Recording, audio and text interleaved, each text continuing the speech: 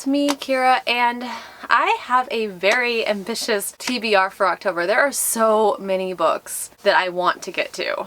So many. So I'm just gonna go ahead and go over some of them with you. There's currently a couple books that I am reading at the time I'm filming this video. I am listening to The Shining on audiobook on my phone, which I am really enjoying that so far. I am trying to get myself hyped up for Doctor Sleep to come out, so I'm trying to rush through The Shining so that I can listen to Doctor Sleep before it comes out. I have been wanting to get into both of these books for a while, so I'm hoping to finish listening to those. I'm also doing a buddy read with Shay Geeks Out, which I will leave her channel linked above. She's really cool. You guys should go check her out. She does a lot of stuff with manga and a little bit of fantasy and romance novels. So you guys should definitely go check her out. I met her at BookNet Fest. She's lovely. We are buddy reading A Circle of Shadows together, and I'm about 70 pages in, and I'm still trying to decide how I feel about it. So I saved a stack of thriller, horror books or mixture. There's a few in here that are not because I'm doing like a few buddy reads this month. So one of the books that I really want to get into is Perfume. This is by Patrick Susskind, and it's a story of a murderer. So what I understood about this book is that there's this guy who has a really clean sense of smell. And when he was a kid, or in his teens or adolescence, I'm not really sure quite when, just when he was younger, he fell in love with this girl's essence, like her natural smell, like not the perfumes that she wore to cover it up. He just fell in love with her smell. So as an adult, he works at a perfume shop. He doesn't really talk to her anymore, but he's murdering these women to try to distill their natural scent, to try to get it close to the girl that he fell in love with when he was younger.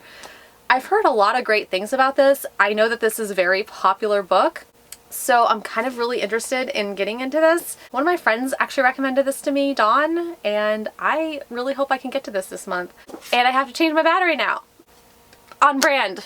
Okay, we're back. So the next book that I would really like to get to is I'm Thinking of Ending Things. I've heard a lot about this one also. A while back I heard a lot about it. I've heard it's really good. It's a very short book. It's about 200 pages. It's supposed to be very thrillery, and a lot of people that I heard of like that read this said it has a really crazy twist in it. And to me, that's what October is all about, is some crazy ass twists. So hopefully I will enjoy this. I'm thinking of ending things. Once this thought arrives, it stays, it sticks, it lingers, it's always there, always.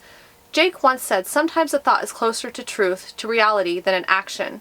You can say anything, you can do anything, but you can't fake a thought. And here's what I'm thinking. I don't want to be here. This is a deeply suspenseful and irresistible, unnerving debut novel. A man and his girlfriend are on their way to a secluded farm.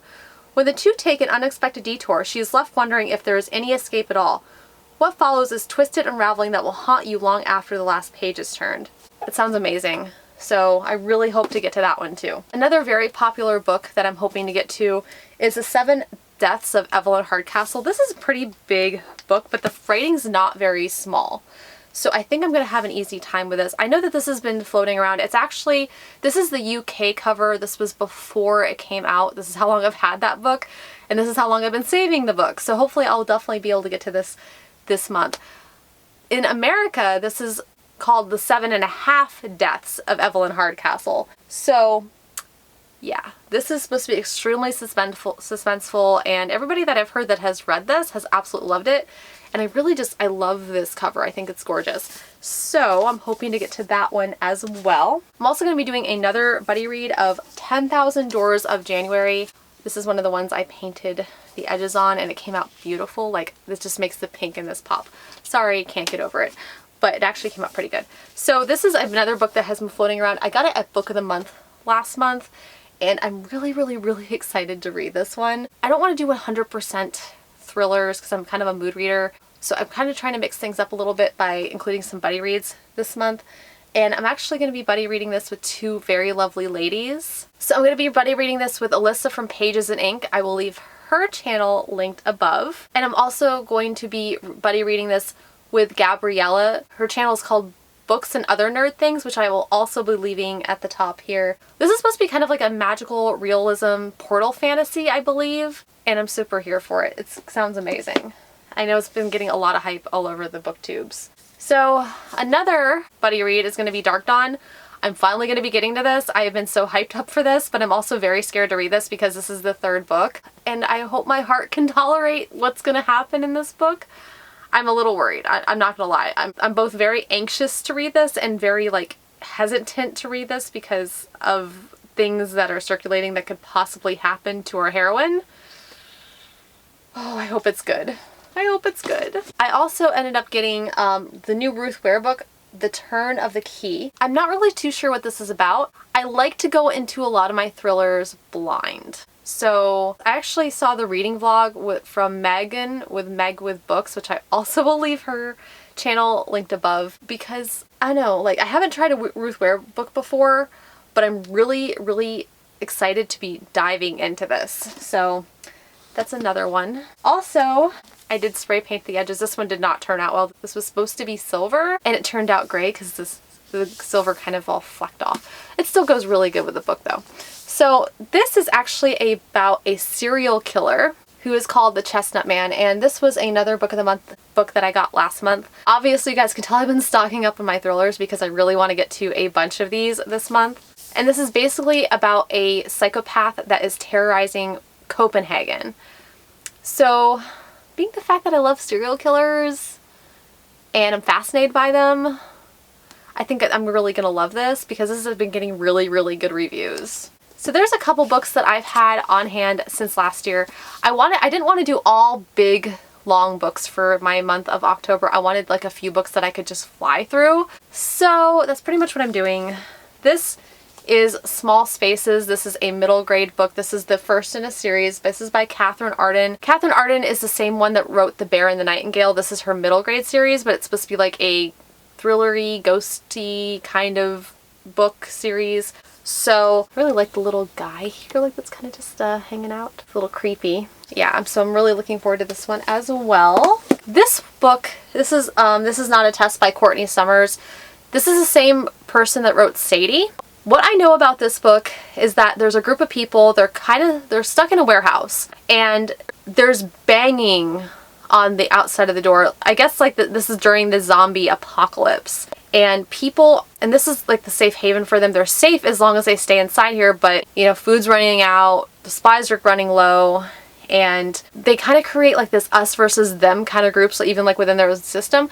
So it sounds like the real terror is not just coming from the outside, it's also lurking within the walls too.